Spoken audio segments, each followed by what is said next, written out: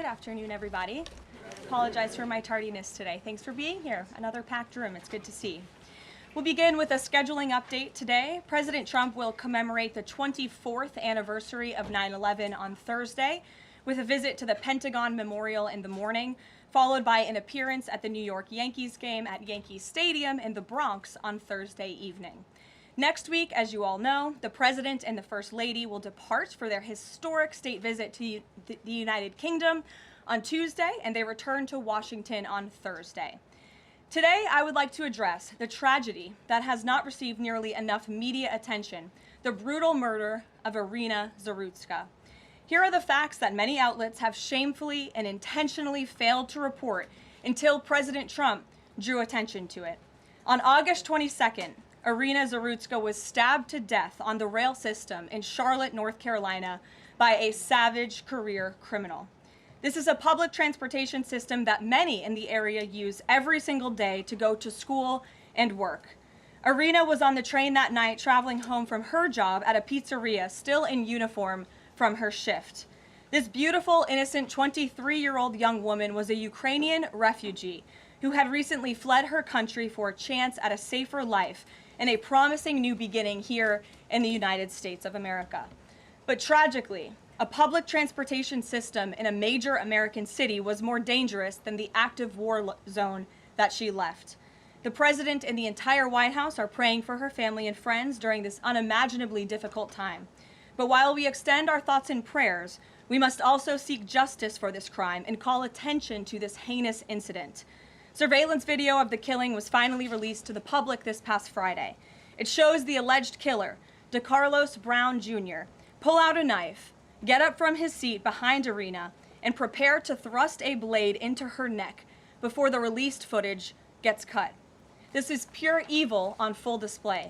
The most enraging and unacceptable part of this story is that her death was entirely preventable. DeCarlos Brown never should have been on that train that night. In fact, he should have been behind bars. DeCarlos Brown has been charged with crimes no fewer than 14 times, dating back to 2011, including for armed robbery, felony larceny, breaking and entering, and shoplifting. Brown had previously served 5 years in prison for a robbery with a deadly weapon charge, and he had also forfeited bonds 3 different times, twice in 2014 and once in 2023. Despite all of this past documented criminal history, when Brown was arrested yet again in January of this past year, a Democrat judge, who I will add was a strong supporter of former Vice President Kamala Harris, released this insane criminal once again without requiring him to pay any bail. He simply had to sign a written promise to return for his court hearing. Think about how crazy it is to ask a career criminal, someone who by definition repeatedly breaks the law, to just sign a written promise and come back again another day. This is madness. This monster should have been locked up, and Irina should still be alive. But Democrat politicians, liberal judges, and weak prosecutors would rather virtue signal than lock up criminals and protect their communities. And perhaps most shamefully of all, the majority of the media, many outlets in this room, decided that her murder was not worth reporting on originally because it does not fit a preferred narrative. Many of the journalists in this room spilled plenty of ink trying to smear Daniel Penny for defending a subway car from a deranged lunatic in New York City, but none of those same reporters lift a finger to write stories about an actual murderer. Here's the truth that every American must know. Too many innocent people across the country continue to pay the price of the failed experiment known as cashless bail that has been championed by the Democrat Party for years. All the way back in 2020, North Carolina's then Democrat Governor Roy Cooper established a so-called task force for racial equity and criminal justice. Sounds nice, but it's not. That task force was co-authored by then Attorney General and current Democrat Governor Josh Stein. It recommended, quote, reimagining public safety to, quote, promote diversion and other alternatives to arrest. It also advised to de-emphasize some felony crimes, prioritize, quote, restorative justice, and eliminate cash bail. Democrats in North Carolina and nationwide are consumed with pushing a woke, soft-on-crime agenda, no matter how many innocent Americans suffer as a result. Instead of aggressively prosecuting and locking up violent criminals, the Democrat-backed cashless bail approach lets these criminals roam free in our country to offend again and again. These reckless policies have turned too many of American cities into hunting grounds for career criminals who mock our justice system, drain law enforcement resources, and wreak havoc on law-abiding citizens. Enough is enough, and that is why President Trump is doing everything in his power by taking action to undo these absurd policies. The president recently signed a powerful executive order directing the AG to submit a list of states and local jurisdictions with cashless bail policies so that the Trump administration may identify federal funds that are being provided to these states and can potentially be suspended or terminated. President Trump firmly believes that to maintain order in public safety, we must incarcerate individuals whose pending criminal charges or criminal history demonstrate a clear, ongoing risk to civil society. This is a common sense and sensible approach that the vast majority of Americans agree with, and it's time for the Democrat Party to get on board with what is right. When these criminals are caught, they must be prosecuted to the fullest extent of the law and be sent to prison, where they can no longer terrorize our streets. This is the mandate the American people delivered to President Trump, and it's a mandate he intends to fulfill. Staying on the topic of public safety, new preliminary data released today by Customs and Border Protection in August shows that President Trump has delivered the most secure border in American history. For the fourth straight month, 0 illegal aliens were released into the United States by CBP. Nationwide encounters are down 93%, below the peak of the Biden administration. Border Patrol apprehensions on the southwest border in the entire month of August were less than what was apprehended in 4 days in August 2024 under the Biden administration. President Trump has ended disastrous Biden illegal alien invasion, and he sealed our border in record time, keeping this central promise he made to the American public. With that, I will take your questions. Here in our new media seat today, we have Michael Schellenberger, who is the founder of Public News with nearly 2 million readers and subscribers. Michael, thank you for being here today. Thank you. And why don't you kick us off? Sure. Thank you for making space for new media. Nice to meet all of you. It's great to be here. I want to see if you could give some insight into whether the president is considering additional measures against Europe and Brazil, not just for censorship, but also for preventing political candidates from actually competing in elections. We've now seen in Romania, France, and now Germany with Joachim Paul, efforts to basically just prevent candidates from being able to compete in elections. The president has shown some concern around President Bolsonaro, who's being prevented from running. All of this is coming in the context of increased censorship of online platforms, of American platforms, and efforts to censor Americans. I'm personally being investigated under criminal investigation with my Brazilian colleagues for publishing the Twitter Files Brazil. We're very grateful that the president has imposed Magnitsky sanctions on the judge. Is the president considering additional actions, given that it appears that they're going to end up with a conviction against President Bolsonaro, preventing him from running? Is he considering doing anything about this crackdown in Europe? I mean, it's shocking to see Joachim Paul, this mayoral candidate in Germany, the criminal indictment against him cites him, quote, saying that he loves the Lord of the Rings as reason why he's an extremist and shouldn't be able to run. So I just wonder if you could speak to that. And again, I'm grateful to be here. Nice to meet you all. And I'm grateful for what the Trump administration has done to push for free speech abroad. Well, thanks for being here, Michael. We appreciate it. Freedom of speech is arguably the most important issue of our time. It is enshrined in our Constitution, and the president believes in it strongly. He himself faced censorship in his road back to this beautiful Oval Office here in Washington, D.C., so he takes this very seriously, as does, I know, the Vice President of the United States and the entire Trump administration, which is why we have taken significant action with regards to Brazil in the form of both sanctions and also leveraging the use of tariffs to ensure that countries around the world are not punishing their citizens in this way. And at the same time, the president is,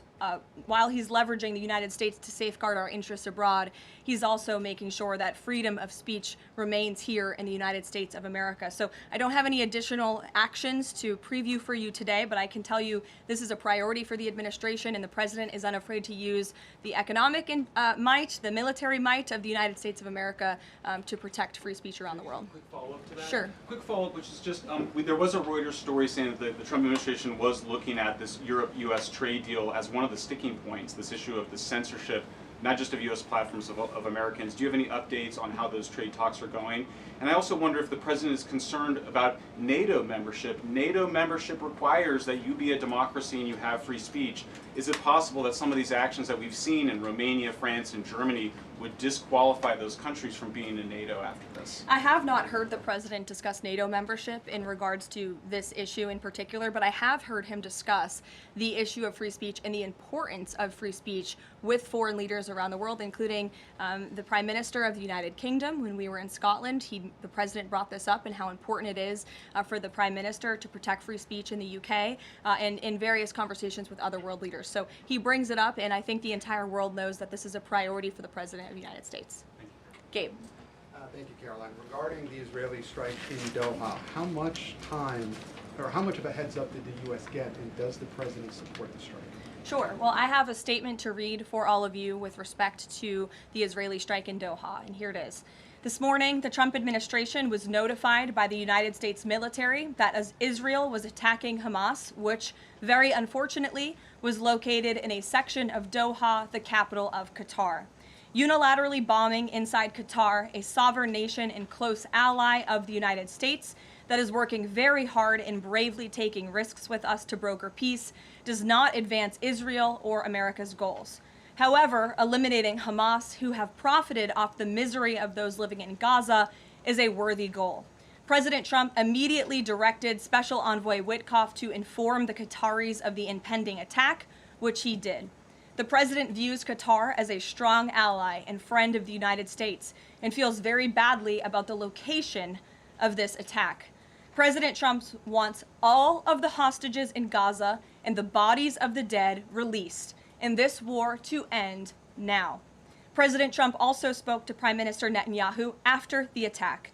The Prime Minister told President Trump that he wants to make peace, and quickly. President Trump believes this unfortunate incident could serve as an opportunity for peace. The president also spoke to the Emir and Prime Minister of Qatar and thanked them for their support and friendship to our country.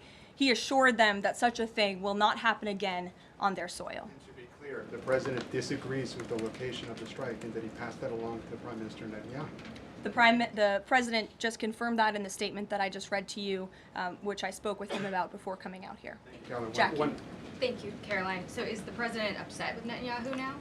The president made his thoughts and concerns about this very clear, and he spoke again both to Prime Minister Netanyahu and also the Emir and the Prime Minister of Qatar after this attack. And the president has always made it very clear that he wants peace in the Middle East, just like he sought that and accomplished that in his first term. He expects all of our allies and friends in the region, that includes both Qatar and Israel, to seek peace as well. And he wants to see that happen, and he's working with all of our allies in the region to get that done. Are there any consequences, so to speak, for Netanyahu doing this, as it sounds, against the president's wishes, or at least his belief that it was appropriate? Is there going to be any directive from the president to Netanyahu in terms of what's allowed in the future? And also, is there any concern this could jeopardize the Abraham Accords? Look, that's a decision only the president can make. With respect to your first question, to answer your second question, as you heard from the president, he said he believes that this can serve as an opportunity for peace, and he's still actively and aggressively pursuing it with all of our allies and partners in the region. Jennifer. Just to follow up on that, Caroline, are you able to say how often the president spoke to the Prime Minister of Israel before this? Because that's one question. And then what did he mean on Sunday when he posted, "I've given my last warning to Hamas," etc.? He wasn't talking about this strike on Doha? No, he was not. As I told you, the Trump administration was notified by the United States military that Israel was attacking Hamas, and the president spoke to the Prime Minister after the attack, as well as, again, the Emir and the Prime Minister of Qatar. And I know Secretary Rubio and Special Envoy Witkoff were present for that call with the Qataris as well. Reagan. Thanks, Caroline. I have two questions for you on crime crackdown. Sure. Democrats have tried to argue that red states have higher crime rates while overlooking problems of high crime in blue cities. I'm wondering if the president would consider working with red state governors to fix high crime in blue cities like in Memphis, Tennessee. So first of all, I want to get to the premise of your question, Reagan, which is being pushed by Democrats, that there is crime in red states. Of course, there is crime in all states, but the crime in these cities is all in cities that are run by Democrats. If you look at the list of the top 20 high crime cities in the United States, every single one, with the exception of one in Louisiana, is run by a Democrat. And these Democrats have supported the same policies that I spoke about at the beginning of this briefing, like cashless bail. If you look at a red state, Mississippi, but a Democrat-run city in that state, Jackson, in 2019, Jackson, Mississippi eliminated cash bail for virtually all misdemeanor cases. And while Jackson is not formally a sanctuary city, the state of Mississippi formally banned sanctuary cities, and this city has acted as a de facto sanctuary city for criminals and illegal aliens since 2017. Same thing, Birmingham, Alabama, a Democrat-run city in a red state. In 2017, the Birmingham City Council unanimously passed a resolution, quote, committing to establish sanctuary policies. So if you actually look at the facts from these Democrat-run cities, these are cities that are run by Democrats and by by members of the Democrat Party. These are blue cities, and they have all supported these disastrous policies which allow repeated career criminals back onto the streets to further commit acts of violence. And so to answer your question, yes, the president wants to work with anyone across this country who wants to end these horrible policies and to bring law and order to our streets. And I think that is proven by his tremendous cooperation with the mayor of Washington, D.C. and our nation's capital. And just look at the results of that. And I do have some updates for you on the D.C. crime crackdown if anyone is interested. There have been a total of 2,177 arrests made since the start of the operation on August 7th. Just last night, there were 57 arrests made in Washington, D.C. Of the 57 arrests, there were 14 illegal aliens who were arrested, many of whom had prior criminal histories. And other arrests just last night in our nation's capital, so you all can be very grateful for this. Our great men and women of law enforcement, both federal and local, working together as they should, made an arrest on a warrant for assault with the intent to kill. The subject shot 2 adult males after an altercation. They made an arrest on a warrant for an armed carjacking. The subject assaulted an adult male in the face with a firearm and then took his keys. We also made an arrest on a warrant for simple assault and the destruction of property and subsequently charged with second-degree theft. Last night in D.C., there was an arrest for possession of a controlled substance with second-degree theft. There was an arrest for possession of a controlled substance with the intent to distribute. That subject, the person is also a subject of interest in a homicide and a carjacking. Last night in D.C., we also arrested a felon in possession of a firearm who was carrying that firearm without a license. So these are the career criminals. These are the bad guys that we are picking up in Washington, D.C. every day. The president would love to do this in every Democrat-run city across the country, and he hopes that more Democrats will call the White House to allow us to help them. One more that's D.C. specific. Congress is poised to not extend Trump's federalization of the D.C. police. Mayor Bowser signed an executive order formalizing cooperation with federal forces. You just mentioned all the success that the operation has had. Does the White House believe that the Mayor Bowser's action is enough to continue the crime crackdown? We are very grateful for the mayor's cooperation in this effort, and we look forward to continuing to work with her and the Metropolitan Police Department. Bloomberg. Thanks, Caroline. The president says, he plans to speak with Putin soon. Can we expect a phone call between the two leaders this week? I don't have any phone calls to read out between you, the president, and any other foreign leaders. Ed. Thanks, Carolyn. I want to ask about the benchmark revisions that came out. If you look at the revisions between March of 2024 and March of 2025, and you do a little math, it averages out to 73,000 jobs roughly per month added to the economy, less than what was thought. When can we expect the Trump administration, now their policies are rolling out, for that increase, that average to increase? Well, let me just say something about the revisions that came out this morning. And this was one of the biggest revisions in absolute terms in decades. In the benchmark year, March 2024 to 2025, shows that the job growth was vastly weaker during the Biden administration than ever previously reported. Between this revision and last year's, job growth was actually overstated by approximately 2 million jobs. And the Biden administration stood up here and vouched for that data and told you that data was real. And when President President Trump calls into question the veracity of that data, like he did before he took the oath of office and even now as President of the United States, he was ridiculed for that. And turns out this revision proves two things. Number one, the president was right, and this is why we need new leadership at the Fed. And this makes it very clear that President Trump inherited a much worse economy by the Biden administration than ever reported. And it also proves that the Federal Reserve is holding our monetary policy far too restrictive. Interest rates are too high. The Fed needs to cut the rates because of the mess that we inherited from the Biden administration. Time frame. The president has said a year. Secretary Besson said maybe the fourth quarter. When can we expect these numbers to increase? Well, first, we need accurate numbers. We need truthful and honest data, which is why the president took the monumental step to try and appoint and confirm new leadership at the BLS so we can have data that we can actually rely on. And that's what the president is doing, and we hope that his nominee will soon be confirmed. Charlie. You addressed the crime of Irina Zurika, and the president has done a lot to deliver justice for victims of crimes like that horrific stabbing. And the Epstein files are back in the news because a lot of Americans feel that that Jeffrey Epstein's victims never got justice. Does the president care about these victims? Do you think he can does he want to deliver more justice for them, and is he willing to meet with them?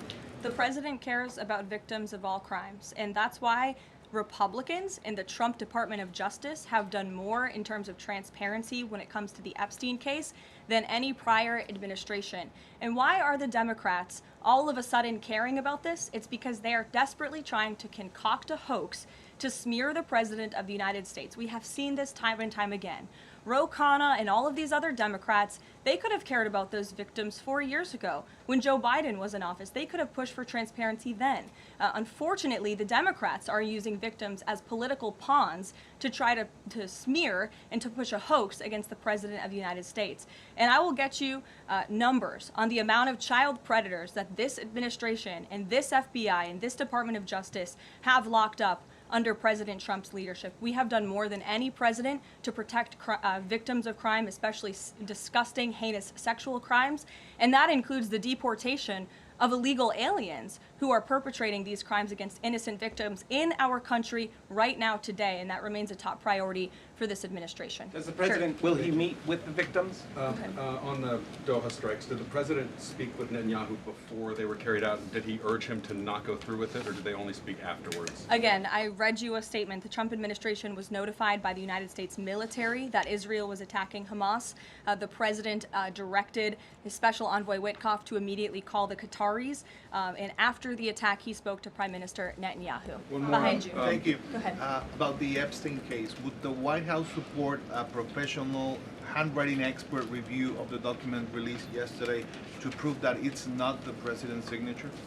Sure, we would support that. And in fact, I have already seen many forensic analysts of signatures coming out. I believe it was the Daily Signal that published a piece with 3 separate signature analysts who said that this absolutely was not the president's authentic signature. And we have maintained that position all along. The president did not write this letter. He did not sign this letter. And that's why the president's external legal team is aggressively pursuing litigation against the Wall Street Journal, and they will continue to. Christian.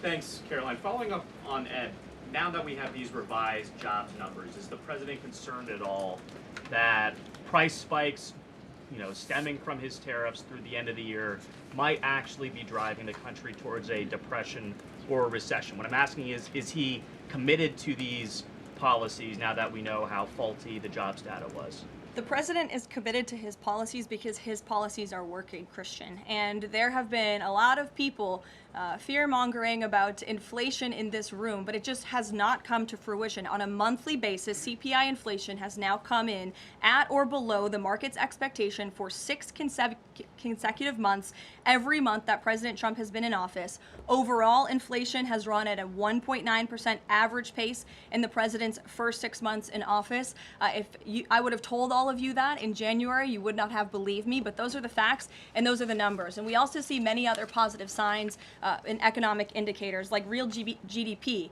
In the second quarter, it was revised up to 3.3%. That beat the market's expectation.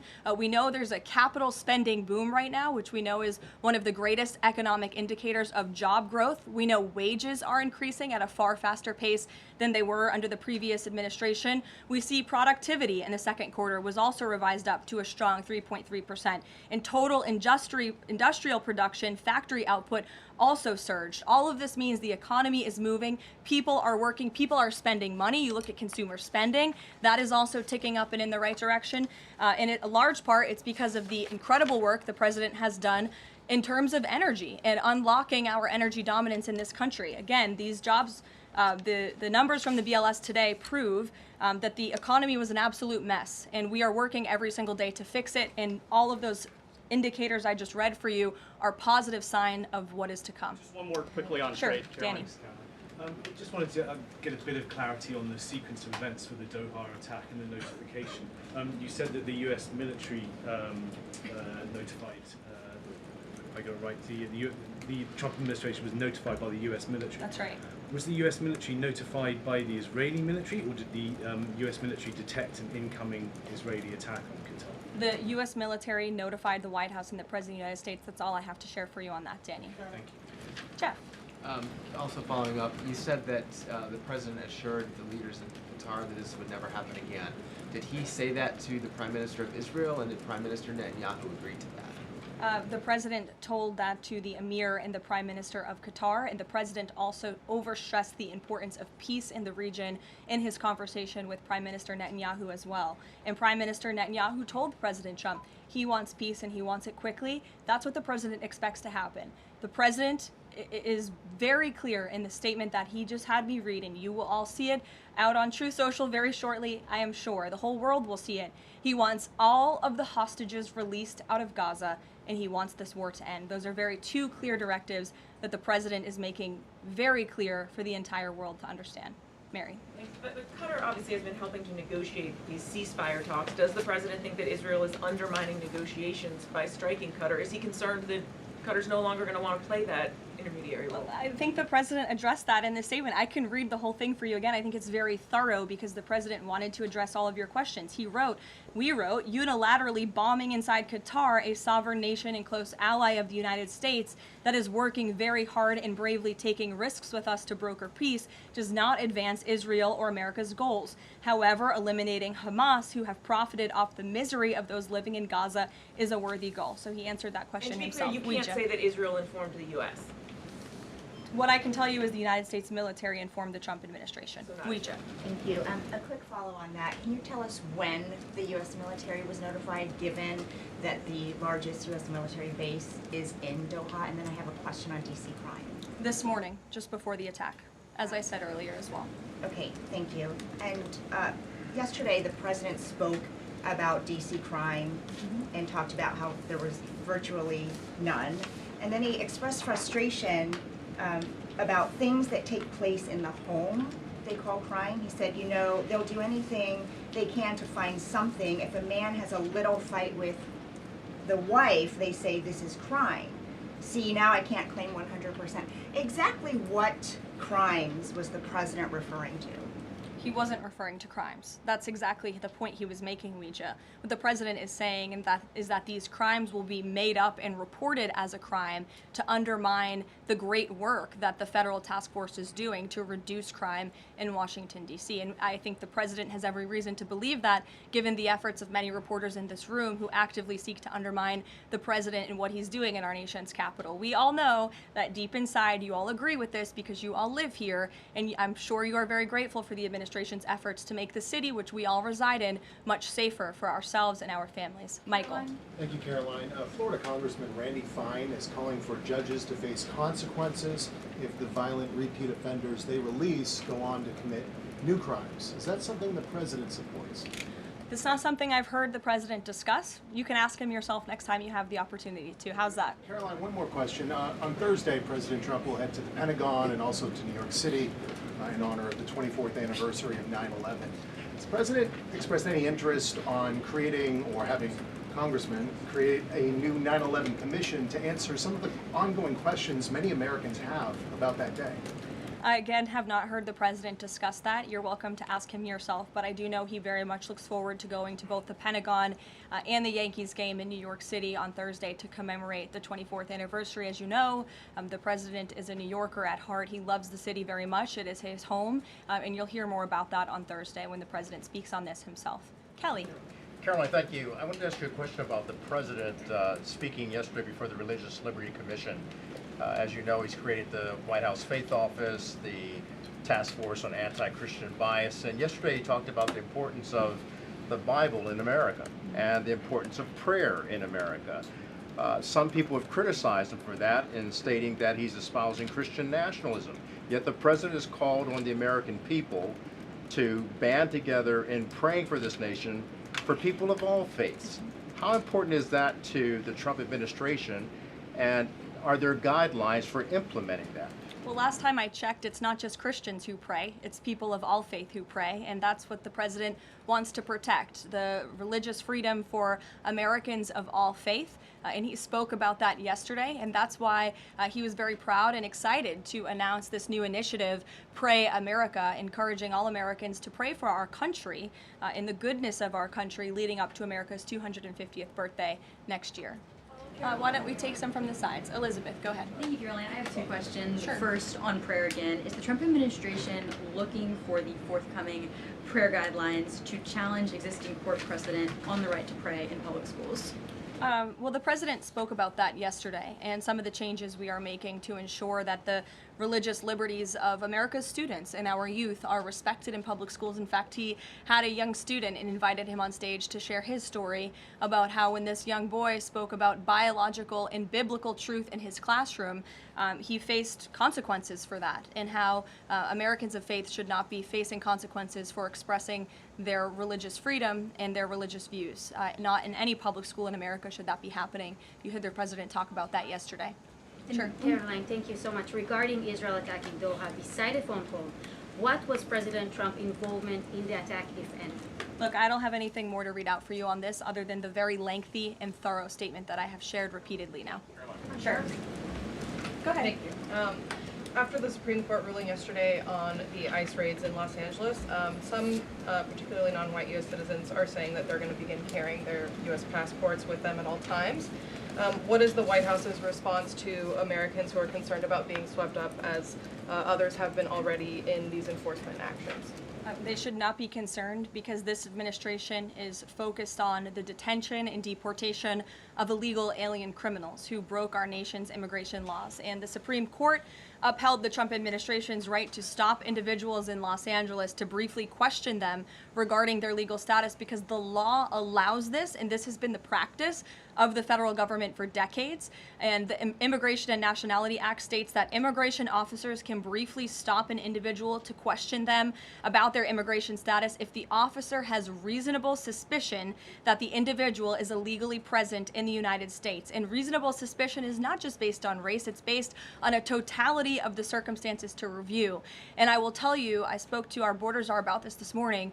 When ICE goes out to conduct a targeted operation to deport illegal criminals from our community, they are doing so with intelligence, they are doing so with law enforcement sources, they are doing so in most cases with the backing of local law enforcement who know exactly where these illegal alien criminals and drug traffickers and drug dealers are hiding in plain sight in American communities. And the men and women of ICE are doing everything they can to not only follow the law, but to enforce the law. And it's about time that has happened because we had 4 years of an administration who completely ignored and evaded our nation's very clear immigration laws, and the Supreme Court has reaffirmed that.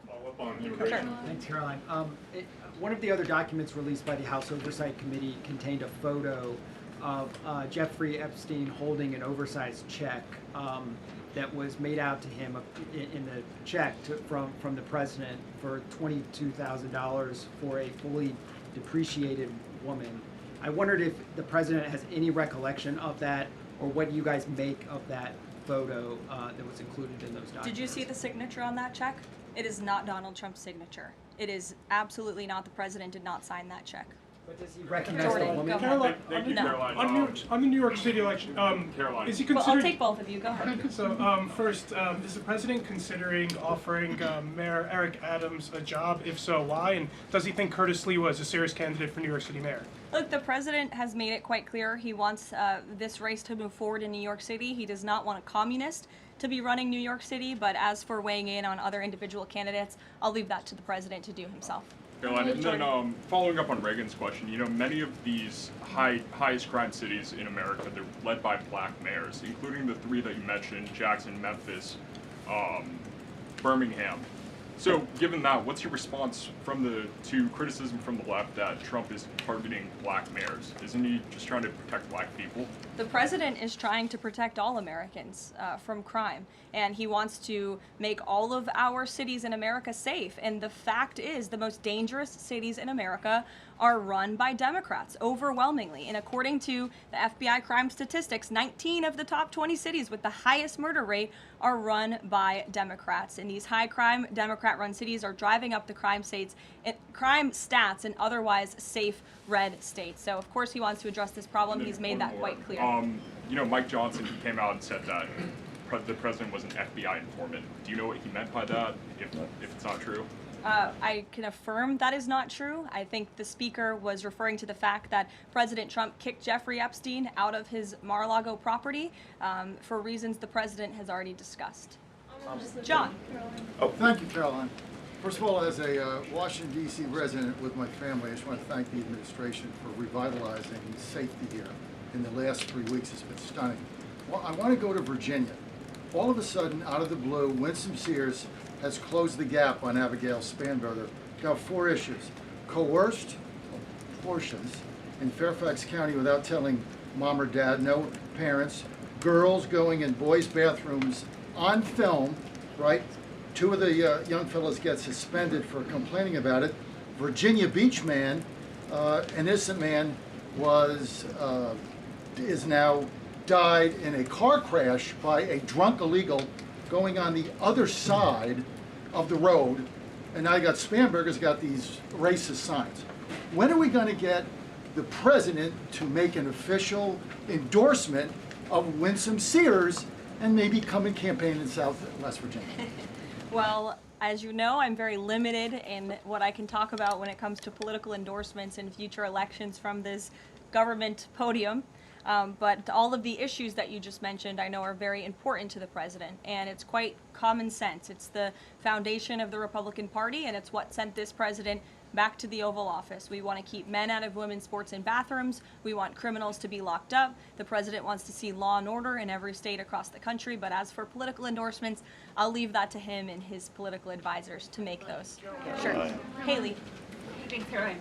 I have 2 questions for you, if it's okay. One on Doha and one on immigration and crime. Sure. On Doha, ahead of the strike we saw today, did the administration at any point try to dissuade the Israelis from the potential for an action like we saw today? Again, I have answered questions repeatedly on this. I have a very lengthy statement which we will release after this briefing for all of you to read and to report on once again. Okay, and then on a case in Maryland, the killing of Dakara Thompson, there are reports that the suspect arrested for her murder was in the country illegally and arrested and released for driving under the influence both in 2022 and in April of this year by U.S. Park Police.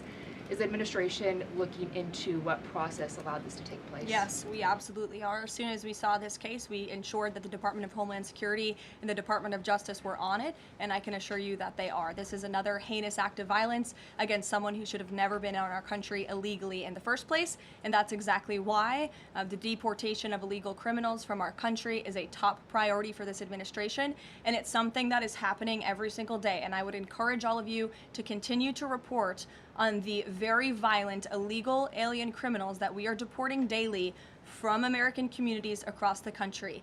We will never understand how many lives have been saved by these efforts or how many lives would have been lost if not for this president and the administration's policy to deport illegal criminal aliens. On tariffs? Thanks, Caroline. Follow up on Charlie's question. Will the president meet with the Jeffrey Epstein victims? I don't have any meetings for you to read out on that. Go ahead. Thanks, Caroline. Is the Trump administration considering a ban on transgender Americans owning guns? Is that something the president would support, even as we've seen some gun groups oppose the idea of it? I saw reporting on this. I understand there were very preliminary, low-level discussions about this at the Department of Justice, and then sometimes those discussions are reported as fact. I'm not tracking any potential actions on this front, and I'll let the president weigh in on that. It's a policy decision, and it's far too early or would be premature, inappropriate for me to weigh in on it at this point in time. Behind you. Go ahead. After the immigration raid at the plant in Georgia on Friday, the president said over the weekend that he's open to some kind of changes in perhaps rules or visa rules or law that would prevent something like that happening in the future for skilled workers to train American workers. That's right. Can you confirm that and that the administration supports those changes, and what exactly would that look like? Well, the president said it himself in a statement that he put out on Sunday night, where he is very grateful for foreign companies from around the world and the investments that they are making right here in the United States of America. And he understands that these companies want to bring their highly skilled and trained workers with them, especially when they're creating very niche products like chips, or in this case in Georgia, like batteries. But the president also expects these foreign companies to hire American workers, and for these foreign workers and American workers to work together to train and to teach one another. And so he expects these foreign companies to hire American labor. We want Americans to have these jobs. Americans need these jobs, but he also understands the need for these companies to bring over their workers who already have these skills. So I think it's a very, what those changes might be? I think it's a very nuanced and responsible and sensible approach for the president to take. And I know that the Department of Homeland Security and the Department of Commerce are working on this matter together. I would defer you to them for any further action on this front. Caroline, thank you. Just I want to follow up on something you said. You said the Epstein documents are a hoax that Democrats are perpetrating against the president. You've said he didn't sign that check, that he didn't sign the birthday card that he allegedly signed. So what is the theory, since these documents came from the Epstein estate? Who is I guess in your view, faking these documents? I did not say the documents are a hoax. I said the entire narrative surrounding Jeffrey Epstein right now that is absorbing many of the liberal cable channels on television is a hoax that is being perpetuated by opportunistic Democrats like Ro Khanna and the others whom you saw on that press conference outside of Capitol Hill, who are trying to push this hoax against the President of the United States. What exactly is the hoax? I'm just trying to understand what's fake. What's fake is not the The documents. hoax is the Democrats pretending to care about victims of crime when they do not care about victims of crime, when they have done nothing to solve crimes, when they have done nothing to lock up child pedophiles and child rapists across the country, and when they are now using victims as political props to try and, again, smear the President of the United States and drag on this bad story about him. It is a distraction. The Democrats view this story as nothing more than an attempt to distract from the accomplishments and the achievements of this administration. And that is what we mean when we call it a hoax. If he didn't sign these, if you said he didn't sign the birthday card, he didn't do this, he also didn't do the check, those were in documents from the estate. So what is the working theory as to why he's in them? The president has one of the most famous signatures in the world, and he has for many, many years. You know that, Maggie, you've covered him for a long time, long before he assumed this office when he was a businessman in New York. The president did not write that letter. He did not sign those documents. He maintains that position, and that position will be argued in court by his lawyers. The president is very confident he is going to win this case. Caroline, thank you. Is the president planning to meet with Eric Adams in New York, maybe at the Yankees game? And has he personally talked to him about the race? I am not tracking any meeting with Mayor Adams at this time, but if that happens, I'm sure the New York Post will be one of the first people to know about it. I'll take a couple more questions. Why don't we go to the back? Tom Dempsey with News Nation. Regarding the growing U.S. military News presence... Nation, all the way in the back. Regarding the U.S. military, the growing U.S. military presence in the Caribbean, when asked directly about possible future military action, President Trump responded, "You're going to find out." What could the U.S. public expect with that situation moving forward, and what sort of ongoing threat does Trendeo Agra present? I think it would be very unwise of me to preview what the president meant from this podium. But I think with the heart of what the president was saying, I know what the heart of what the president was saying and this administration believes, is that the regime in Venezuela is illegitimate. And it is unacceptable to this president and this administration to traffic illegal, deadly drugs into the United States of America. And that's why the president and the administration took very strong action against a boat and 11 narco-terrorists in international waters, as you all saw. I think that sends a very strong message to drug traffickers around the world. The president will not tolerate it, and the amount of drugs on that boat represents the lives of thousands of Americans that could have been killed by that deadly poison, and we're not going to allow that deadly poison to come into our country. The president will be signing a proclamation in the Oval Office later this afternoon, and we will see you all later. Thank you. Thank you.